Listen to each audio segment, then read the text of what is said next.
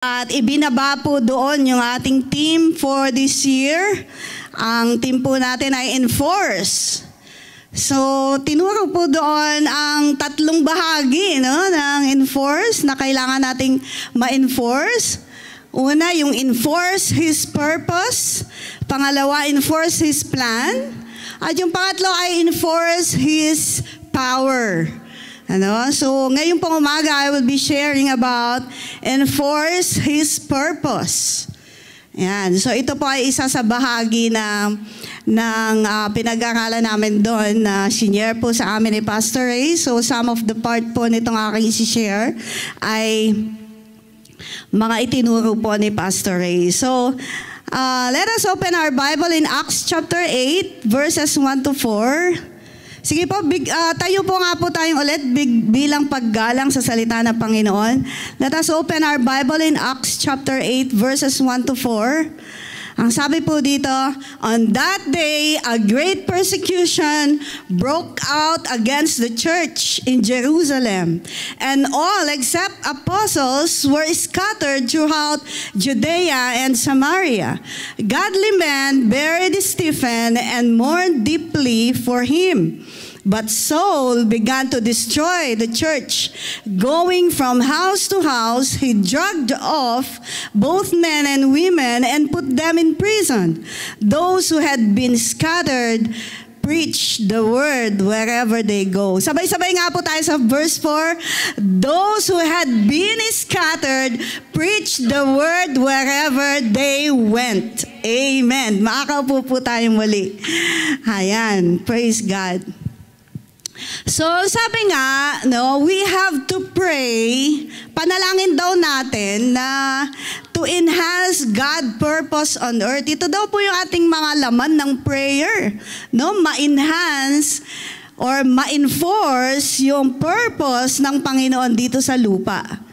In Matthew chapter 6, yung kung natatandaan nyo po yan or nabasa nyo na, sa Matthew chapter 6, nandun yung the Lord's Prayer. Sinabi doon na, your kingdom come, your will be done on earth as it is in heaven. Di ba? Itong prayer na ito is a prayer to enforce. It's a prayer to enforce.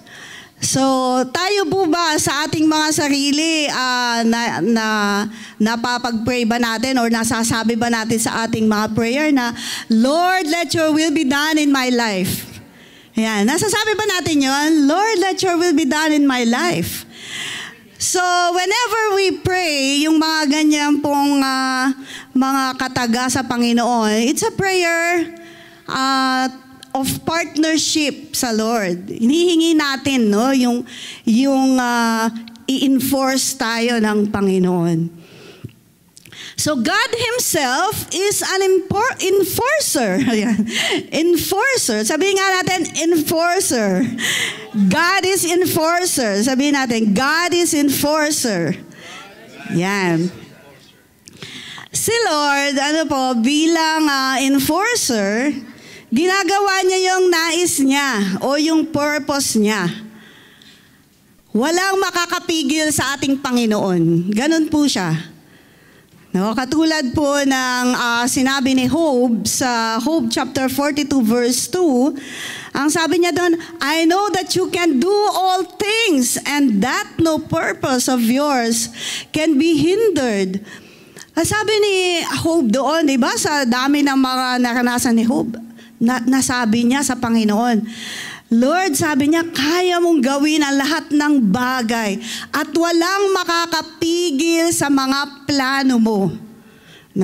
And in Isaiah chapter 46 verse 10, ang sabi doon, my purpose will stand and I do all that I please.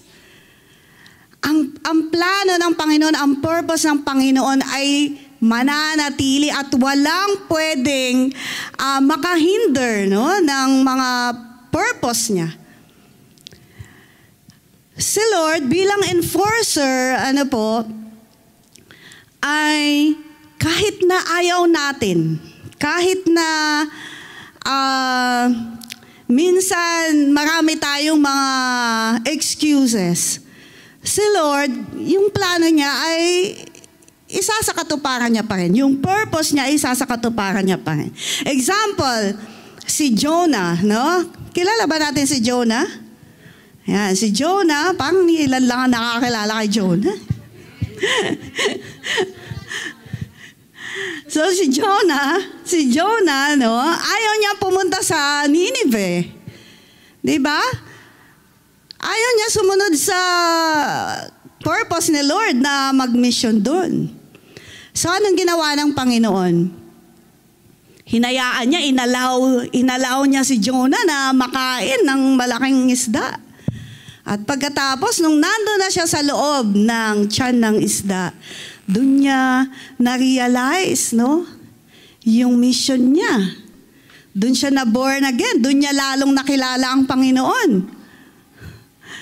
And then the Lord, no, sa pamamagitan ng malaking isda, dinala siya sa Nineveh. So, actually, lumihis na si Jonah, pumunta na siya sa Tarshish. Pero si Lord, dinala pa rin siya sa Nineveh. So, hindi umubra yung gusto ni Jonah. Yung purpose ni Lord ay laging masusunod or gumagawa ng paraan si Lord para matupad yung kanyang purpose. Another example is si Moses. Kilala naman siguro natin si Lolo Moses. Si Moses ay madaming mga excuses. Diba? Dami-daming mga reason. Pero hindi rin umubra yung mga excuses ni Moses. Si Lord ay gumawa ng mga paraan para kay Moses, no? Para yung plano niya sa Israel na makarating sa Promised Land ay masakatuparan. So to enforce means to act, to cause something to happen by necessity or force. Kapag nakikita ni Lord na hindi natin ginagawa yung dapat natin gawin, He will take His part, mga kapatid, and enforce us. Kapag nakakampanti na tayo, hindi tayo kumikilos, He will do something to enforce us. Just like what happened then dito sa text natin sa Acts chapter 8 verses 1 to 4, yung nangyari sa early church. So balikan natin yung ating text, yung sa Acts chapter 8 verses 1 to 4. Nagkaroon ng matinding persecution sa early church. At yung persecution na yun yung naging dahilan para sila ay ma-scatter sa iba't ibang dako. Kasi si Lord, no, why the Lord allowed that to happen? Kasi si Lord, nakikita niya yung mga mananampalataya na nakakampante na sila sa Jerusalem. No? Parang nagtagal na sila sa Jerusalem. Ang command ng Lord is, you will be my witnesses in Jerusalem. Pagkatapos saan? In Judea. Saan ba? In Samaria and to the ends of the earth. Yun yung command.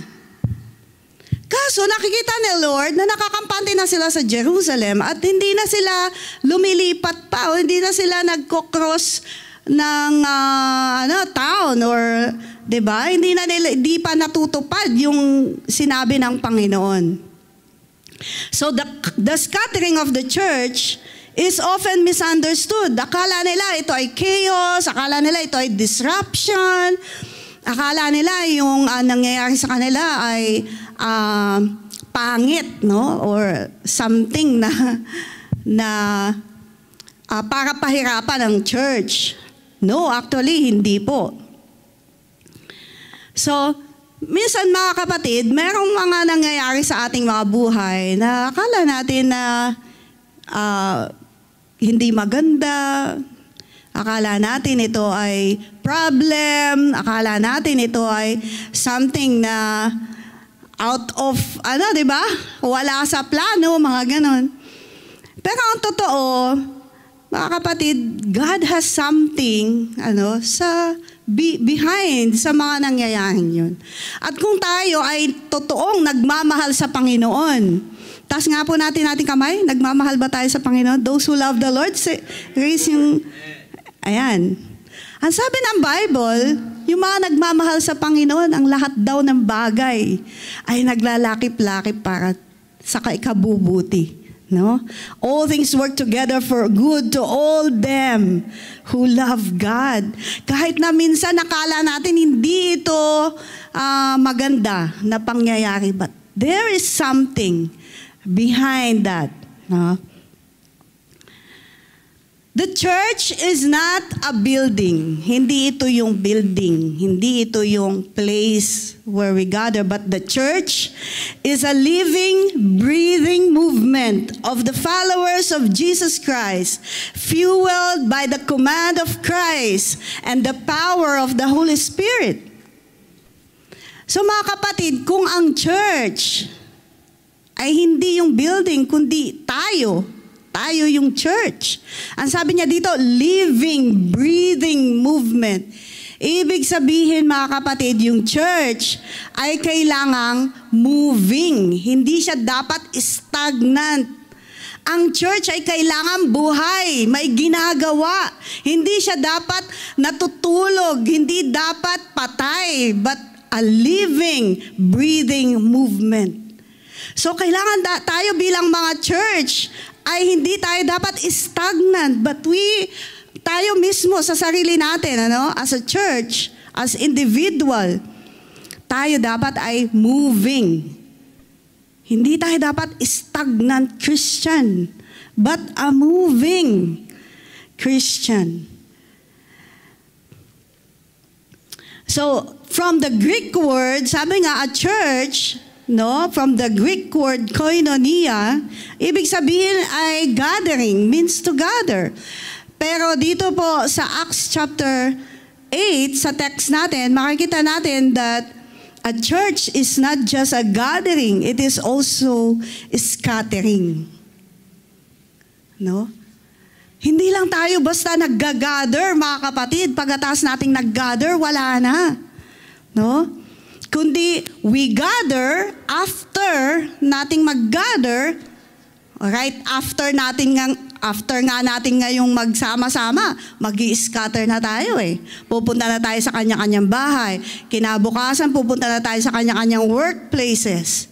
So, nai-scatter tayo. And like a seed, si God, para siyang farmer na ini-scatter niya tayo na parang mga seeds sa mga lugar na kung saan tayo dinala ng Panginoon. Actually, mga kapatid, yung pagpunta pa lang natin dito sa UAE is already a very good example ng scattering. Diba? Dati lang tayong nandoon sa Pilipinas, komportable doon, and then suddenly, nandito na tayo. Kung ano man yung ating mga dahilan kung bakit po tayo naparito sa UAE, behind po ng mga dahilan na yan is yung purpose ng Panginoon kung bakit tayo nandito. Behind doon, may purpose siya. Kung bakit po tayo naparito sa UAE. Hindi ko po alam kung ano yung mga reason nyo, bakit kayo napunta dito. Ako, yung reason ko, bakit ako napunta dito, I think, medyo mahababang kwento. Pwede ko magkwento yun, Pastor? Dumanas kami ng matinding pagsubok dun sa Pilipinas. Nag-resign ako sa trabaho, pagkatapos, ang dami naming pagsubok na pinagdaanan. Siyempre, pag wala akong trabaho, tapos yung asawa ko ay nag-serve sa church, so wala kaming income, wala kaming... and marami pang mga nangyari. Marami pang nangyari. And then, sumama ako sa kapatid ko dahil sabi niya, pupunta ako ng Dubai, sabi niya, At sinama lang din siya ng kaibigan niya. So, sabi ko, sige ate, sasama din ako sa'yo. So, parang ano lang yung aking pagpunta dito, no? Parang out of nowhere lang din na bigla akong sumama sa kanya. Tapos na-process yung aking mga papel, napunta ako dito, no? Pagkatapos nung ako ay magtatrabaho na, kasi nakita ko yung kapatid ko, nagtatrabaho siya bilang secretary. Tapos nakikita ko siya, sinasama niya ako doon sa office nila. Nagtitimpla siya ng kape para sa amo niya. Sabi ko, Lord, sabi ko, nung nasa Pilipinas po ako, chemist ako doon sa isang company. Huwag mo naman po akong gawing taga-timpla lang ng kape dito. Sabi ko, ganyan yung prayer ko. Yun yung prayer ko. Huwag mo naman akong gawing taga-timpla ng kape. Sabi kong gano'n. Pagkatapos may napasukan ako na isang Egyptian yung amo, sabi niya, admin ang position ko. Dalawa lang kami, wala pa siyang ibang mga staff, wala pa siyang mga office boy, office girl, wala pang gano'n. Sabi niya, pagtimpla mo akong kape. Sabi niya gano'n sa akin. Sabi ko, hindi ako marunong magtimpla ng kape. I don't know how to make coffee. What? Sabi niya gano'n, you go to the kitchen. Sabi niya, may tubig doon. Lagyan mo ng kape, lagyan mo ng asukal, lagyan mo ng creamer. Sabi niya gano'n, punta ako ng kitchen, nilagyan ko ng kape, asukal, creamer. Pagdating sa kanya, galit na galit. Bakit ganito yung kape ko? Ang init. Sabi niya. Sabi ko, siyempre kape. Mainit. Sabi niya, dagdagan mo lang ng room temperature. Sabi niya. Dinagdagan ko. Pagbalik sa kanya, gagalit uli. Bakit ganito yung kape? Hindi mo hinugasan. Gusto niya pala, itatapon, papalitan. Hindi mo hinugasan. Sinasabi ko na sa'yo, hindi ako marunong magtimpla ng kape. Mula nun, hindi na niya ako pinagtimpla ng kape. Siya pinagtimpla ng kape. Mga kapatid, we don't know what is the reason. Ano yung reason mo? Bakit ka napunta dito? Marami mga dahilan. But God has a reason, has a purpose behind that. No? Actually, yung unang punta namin dito ay we look for a church, actually. Naghanap kami ng mga churches, may natinad pa kami mga Indian churches, mga ganon, no? Kaya lang, di ako mapakali dun sa mga nadadaluhan namin mga churches, no? And it happened din na nag-gather din kami, 4 pa lang kami noon, no? Iilan pa lang kami. Nag-gather din kami dun sa tabing dagat. Doon kami nag-worship service, gabi. Pero habang nag-worship service kami sa tabing dagat, si Lord nangungusap sa akin. Ang sabi nila, parang may sinasabi si Lord na, bigla akong na-touch ba? Na yung word is, ano ba yung pangangaral namin doon? Ang mga nakikinig lang, mga suso, ganyan. Mga bato. Sabi ko, hindi ito yung purpose ni Lord kung bakit ako nandito sa UAE. Hindi ito. Hindi ako dapat dito lang nangangaral sa mga bato na to na walang pakiramdam, hindi nakakarinig. I should do the will of God.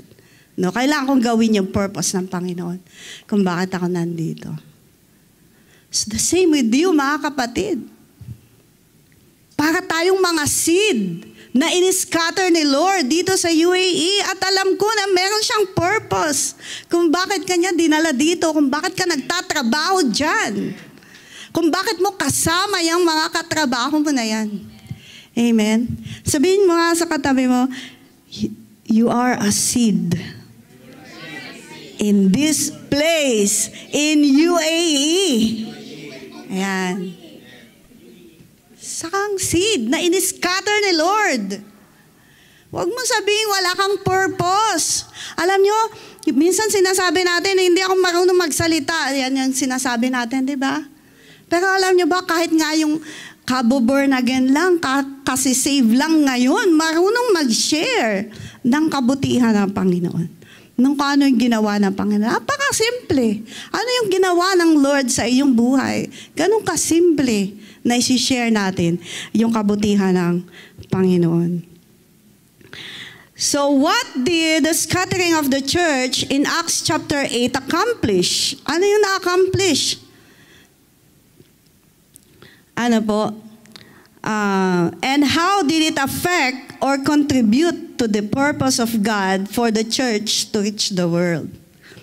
So unang-una, ang na-accomplish ng early church ay yung the spread of the gospel through persecution. Yan, yung pagkalat ng salita ng Panginoon. Yung persecution na kanilang naranasan, yung tragedy na parang tragedy, ay actually naging strategy ng Panginoon. Kaya ako naniniwala ko yung mga nararanasan natin, alam nyo kahit na gaano kahirap yung mga difficulty na yan, yung mga trials, it looks like a tragedy, but it may be a strategy, no?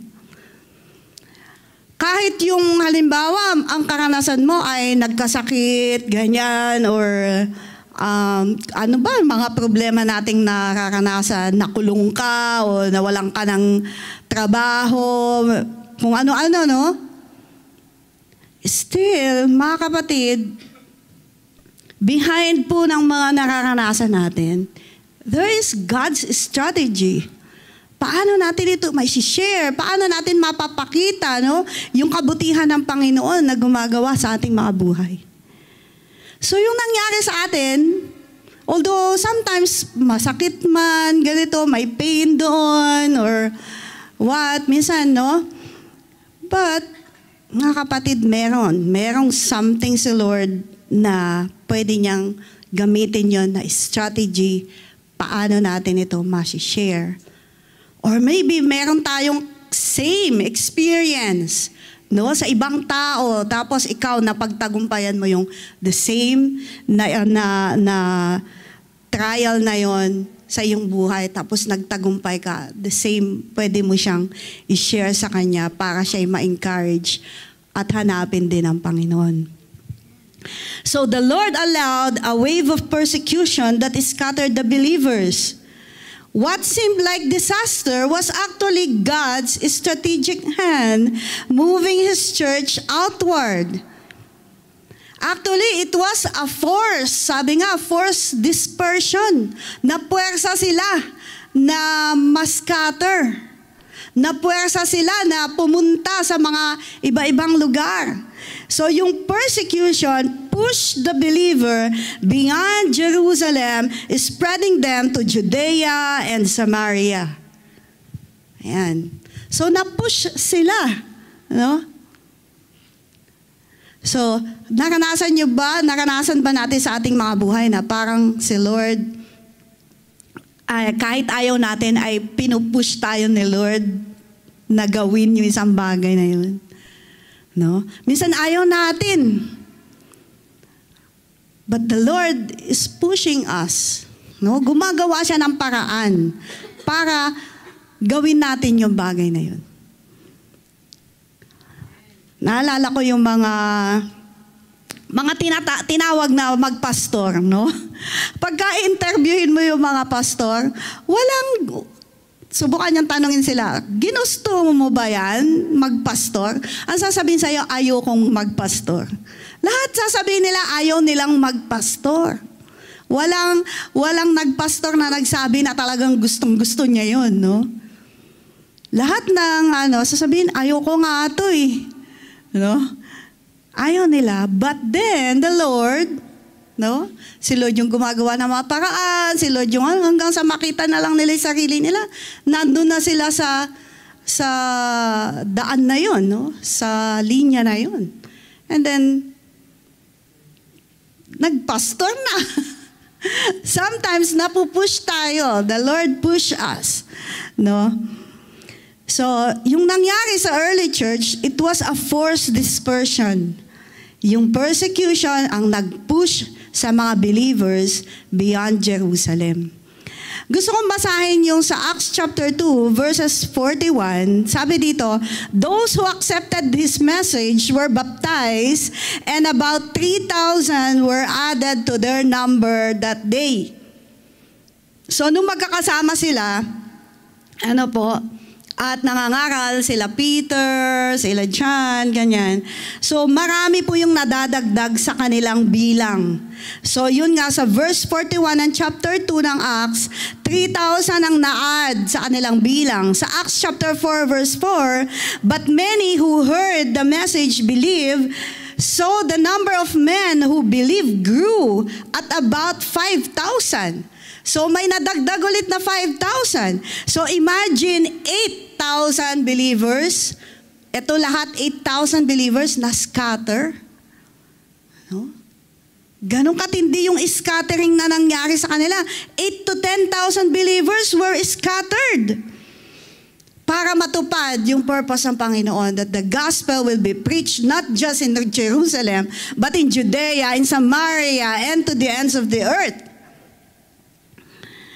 So, ang tanong, ito bang church na to, 8,000 to 10,000 believers, prepared ba sila? Ano ba yung nangyari sa kanila when they were scattered? Ang sabi kanina sa verse 4 ng text natin, those who were scattered, they preach the word of God wherever they went. Mga kapatid, mga ordinary Christian, ito. Na nagpipreach, nagsishare ng Word of God. Kahit saan sila mapunta.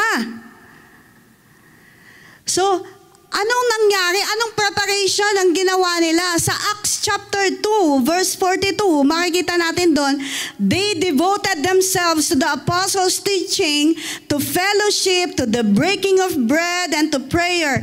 Everyone was filled with awe at the many wonders and signs performed by the apostles.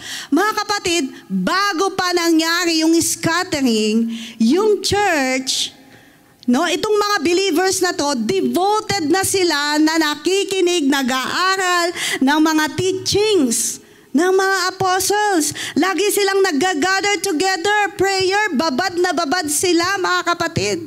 They are breaking bread every day. Nasasaksihan nila yung mga wonders, signs na piniperform ng mga apostles. All the believers were together and they had something in common. They sold properties, possessions, give to anyone. Sabi nga mga nangangailangan. Nasasaksihan nila yung mga ministeryong ito ng mga apostol sa pangunguna ng mga apostles. Take note po doon they devoted themselves in the teaching. So, dahil ganito yung lagi nilang ginagawa, babad sa salita ng Panginoon, lumago sila ng lumago. Si Lord, ang sabi doon, si Lord ang nag-a-add ng numbers nila. So they grew 8,000 to 10,000 believers. And then, ano po nangyari? And then the persecution came. Bigla silang na-scatter. Isa na si Philip na isang ordinary Christian. Na lang si Philip. Anong ministry ni Philip? Taga-ayos lang ng table. Magkakainan na taga-ayos ng table. Para lang siyang server, ganyan, Pero anong nangyari? Lahat sila ginamit ng Panginoon. Mga kapatid, these are ordinary Christian.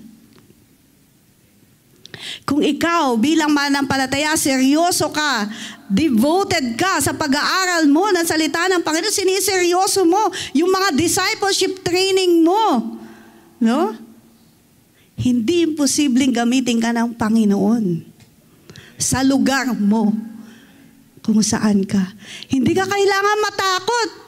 Kasi hindi naman kailangan ng malalalim na theology para mag-share ng gospel or ng salvation.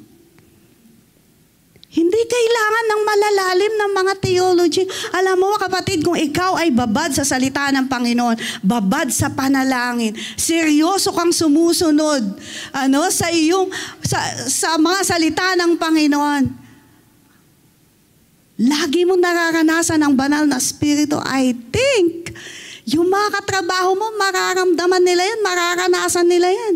Sa tuwing nakakasama ka, para na nilang nakakasama ang Panginoon. Nararamdaman nila ang presensya ng Panginoon. Ganyan ang nangyari sa early church.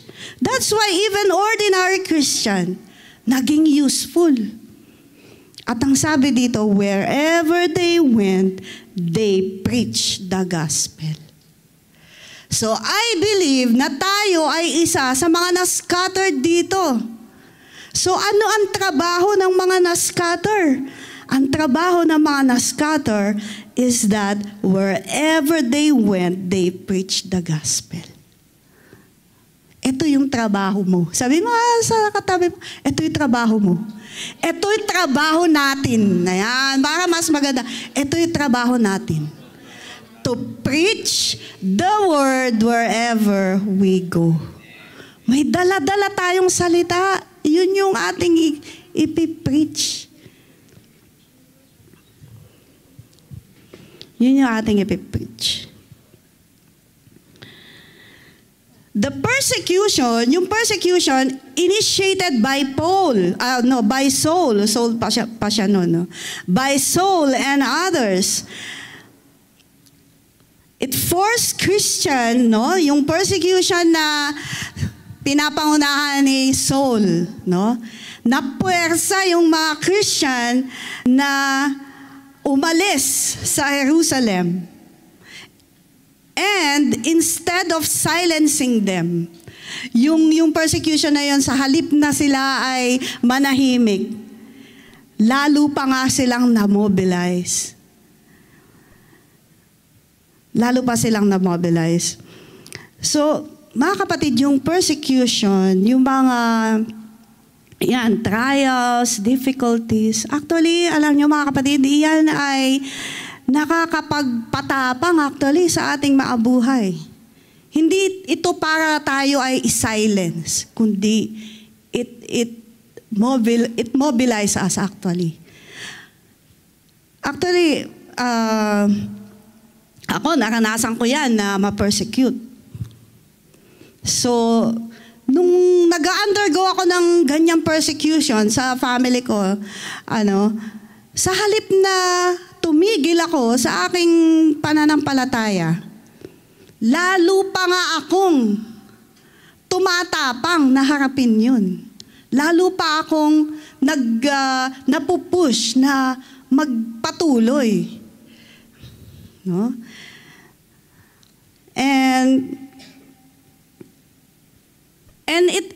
it helps yung mga ganun, mga persecutions, trials, mga pagsubok na yan, actually it makes us grow. Kasi nararanasan natin lalo ang Panginoon. So ganun yung nangyari sa kanila. So God may allow disruption in your life or ministry to fulfill His purpose. Maaari, no? So are you willing to embrace change? Ayan, when comfort is taken away, willing ba tayo na tuparin yung mga nais ng Panginoon kahit na hindi ganun kakomportable? If the church does not go out intentionally, God will allow circumstances to force it outward. So, ganayan po yung nangyari. Kaya ang sabi dito, wag na nating hintayin, no? Na i-force pa tayo ni Lord. Na ipagtulakan pa tayo pumunta sa Adjman, pumunta sa Ras Al Khaimah, baka kung ano pa yung maranasan natin, no? Sa kakatanggi natin, no? Baka biglang ilipat ka bigla sa Ras Al Khaimah. Ayan, no? Kahit ayaw mo sa Ras Al Khaimah, mapupunta ka sa Ras Al Khaimah or Abu Dhabi or Fujairah. So embrace God's strategy now and step into the calling of church planting. Ayan. Kailangan nating mag-step forward. Pangalawa, ano pa yung na-accomplish nila? The growth and multiplication of churches. The scattering speeds up the growth and multiplication of churches. Actually, nung na-persecute sila, lalo pa nga ang napabilis. Lalo pa nga napabilis yung pag-spread ng gospel at saka yung pag-grow at saka multiplication ng churches. Ang sabi sa Acts chapter 9 verse 31, then the church throughout Judea, Galilee, and Samaria enjoyed a time of peace and was strengthened, living in the fear of the Lord and encouraged by the Holy Spirit, it increased in numbers. Ayan. So, nung na-scatter na sila, no, sa iba-ibang lugar, nag-increase sila ng mga numbers at doon na nag-start yung mga planting of churches. So, for 5 years, the church remained in Jerusalem. So, despite Jesus' call to go to the ends of the earth, so, na-delay na sila, no? Na-delay sila sa command ng Panginoon. So, kaya ganun ang ginawa or inallow ni Lord yung scattering na yun. So, new churches were planted in Judea, Galilee, Samaria, and even among the Gentiles.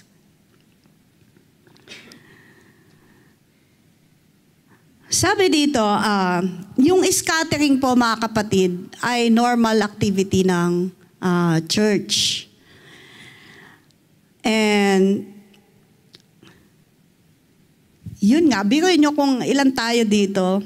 Estimate ko ilan tayo dito, mga 30. Imagine if the Lord will scatter us, no? Sa mga workplaces natin, no?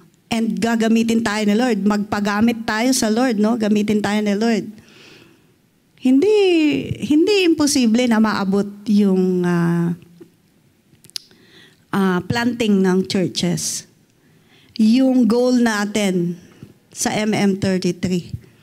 Actually, gusto ko pong i-share din sa inyo, nung nandun kami sa Lami, tinanong po tayo doon, ilan ang ipaplant nating church dito sa UAE. So, unang sagot namin ni Pastor Dia, 7. Tigi-tigi sa bawat emirate. Parang hindi masaya si Pastor Ray, bakit tigi-tigi sa lang? So, dinobli namin. Dalawa-dalawa. Sige, Pastor. Pastor, dala-dalawa. Sa bawat emirates. Kung magpipresent kasi, nag-present kasi yung bawat district doon. Buti hindi tinawag yung GMC, no? Yung bawat district, alam niyo kung ano yung presentation po nila? 1,000 churches yung goal nila ng isang district. Compare nyo naman, no, sa ating pong goal, 7. Di ba? Tapos dinoble namin 14. Di parang napakalayo pa rin sa 1,000. Napakalayo. So, paano natin yung gagawin? Paano natin yung gagawin? Mga kapatid, nakita natin sa early church kung paano sila nag-multiply, kung paano nila natupad yung layunin ng Panginoon. They devoted themselves, di ba? In apostles' teaching, in prayer, in worship, in breaking of bread. Nagbabad talaga sila, nagpakalalim. At pagkatapos, nung dumating na yung time na nag-interfere na si Lord, ayun, na-spread sila. Ready na sila. Tingnan nyo yung katabi nyo kung ready. Mukhang ready. Ayan. Pag mukhang ready, positive na mangyayari po yung kalooban ng Panginoon dito sa UAE. Amen? Mukhang ready. Parang patanong pa eh. Mukhang ready. Patanong pa.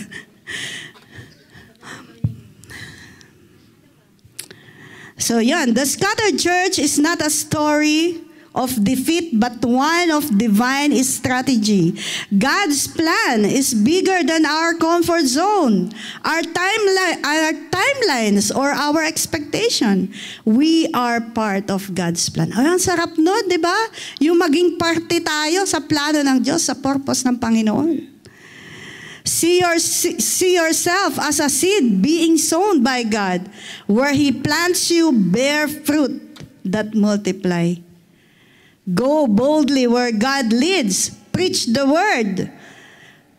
Plant churches that multiply. Ang sabi nga, ang hamon nga, actually, pag nag-abroad ka at Christian ka, actually, ang hamon ngayon, huwag kang hahanap ng church, kundi mag-plant ka ng church.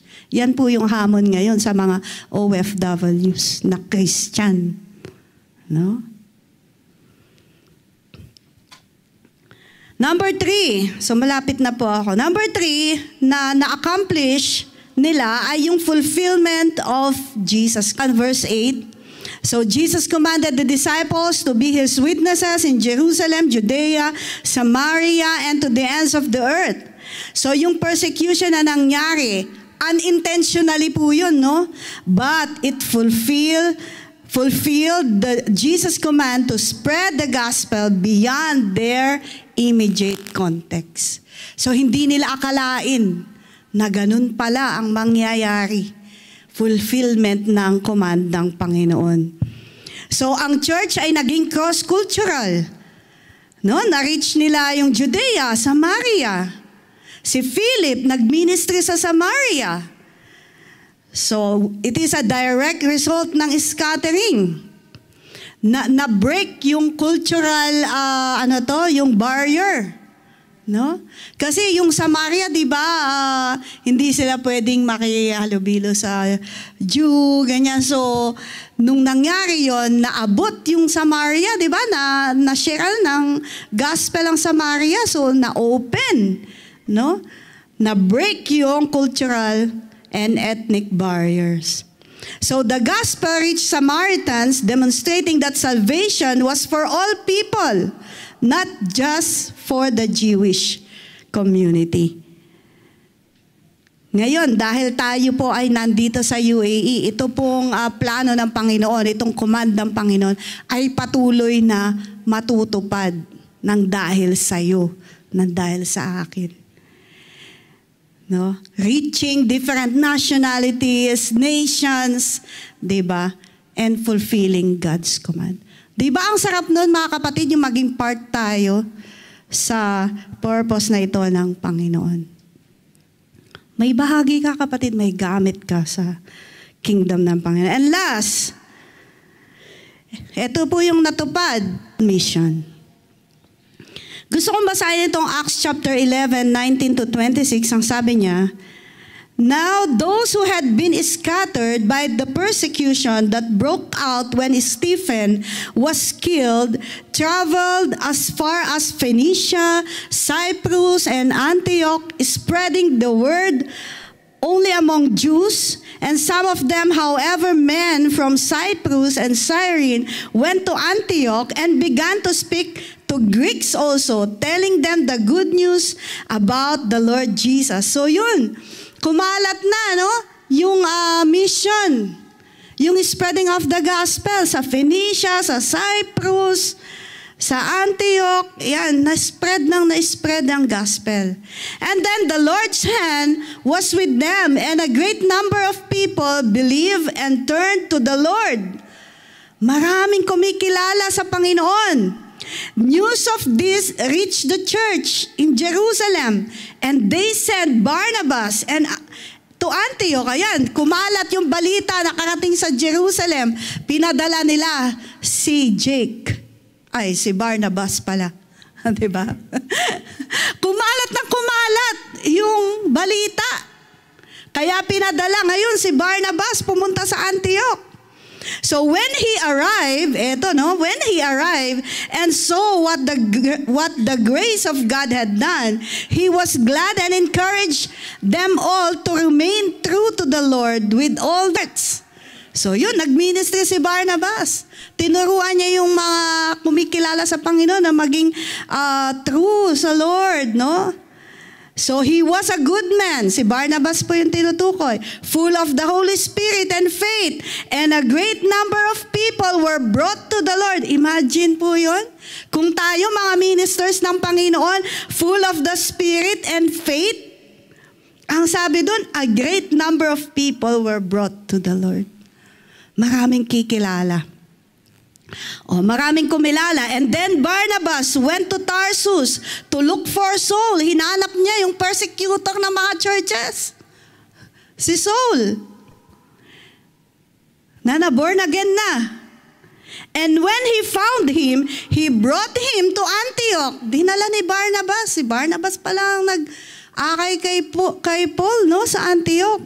So for a whole year, Barnabas and Saul met with the church and taught great numbers of people. Nagturo sila ng maraming mga kumikilala. And then the disciples were called Christians first at Antioch. Doon pa lang nagsimulang tawaging Kristiyano ang mga disipulo. Sa Antioch, that was the first church, no, na kung saan tinawag na Christian. Kaya yung word na Christian, mga kapatid, nasa Bible yan. Kaya sabihin nyo sa sinishare nyo, kailangan kang maging Christian. No? Kasi yun yung sinabi dito, the disciples were called Christian. Ang tunay na mga sumusunod sa Panginoon ay mga Christian. Yan, di ba? Napunta ako dun . The scattered expanded the church vision beyond its initial Jewish audience. So, hindi na lang Jewish yung kanya mga audience. Na-open na ito hanggang sa mga Gentile. Naging simula na ito dahil si Paul ay nag-start na ng kanyang ministry, naabot na po yung mga Hentil. Kaya naabot ka, naabot ako ng gospel. Amen. And the gospel, yung pong spreading ng gospel ay hindi dapat po nagtapos sa iyo or sa atin.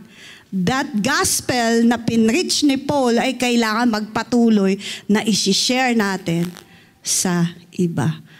The gospel, the spreading of the gospel must not stop, but to continue na ma-spread sa pamamagitan mo, ko, or natin. Amen po ba? So, dyan na po tinawag, no, mga disciples, yan na yung una, tinawag ang mga disciples na Christian sa Antioch.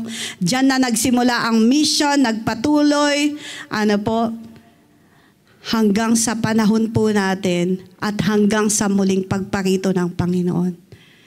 Now it become even the OFWs, the ordinary Christians, to be missionaries all over the world.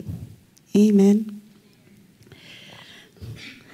So sana po nare-realize na natin iyan sa ating mga sarili.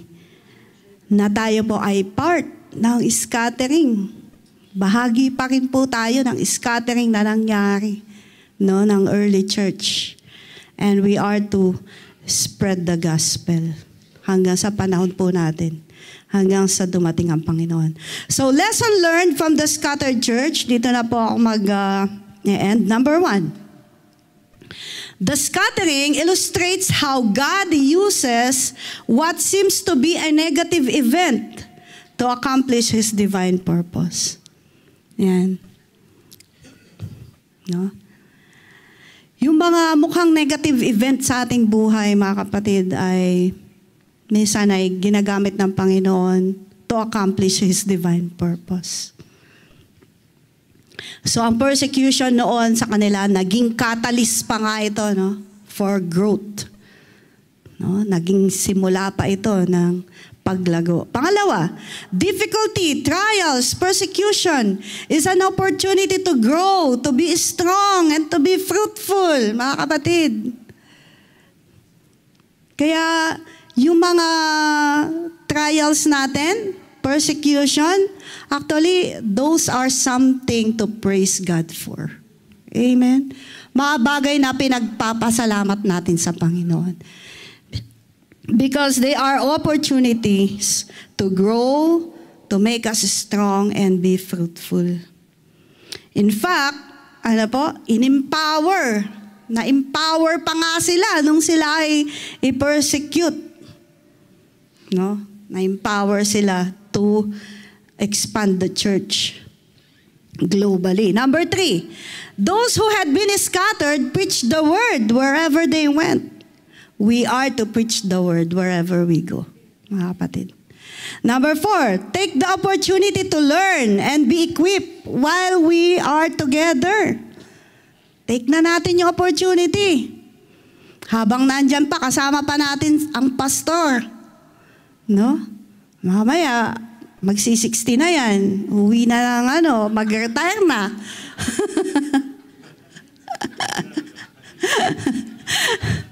Take the opportunity. Anong taon na ba si pastor? 55. Mag-56 na this year. 4 years na lang. Mag-60 na. Take the opportunity to learn, mga kapatid. No? To learn. DDS. Huwag pa absent. Seryosohin. No, yung pinag-aaralan natin, one verse evangelism, paano ba yun? Dapat pinapractice na natin ang pinapractice yun. OHB, natulog na yung OHB. Nagibang landas na yung OHB, nasan na? Take all the opportunity to learn, to do these simple things. Mga kapatid, mag-attend tayo lagi ng gawain, ng fellowship. Minsan na nga lang yan sa isang linggo no? Take every opportunity to be equipped while we are together dahil, no? One day you will be in a place where God planted you na minsan ayaw mo dyan sa lugar na yan, but God will put you there because of His purpose. Tandaan natin, God is enforcer. He will do His purpose kahit na ayaw mo. Kahit na ayaw natin.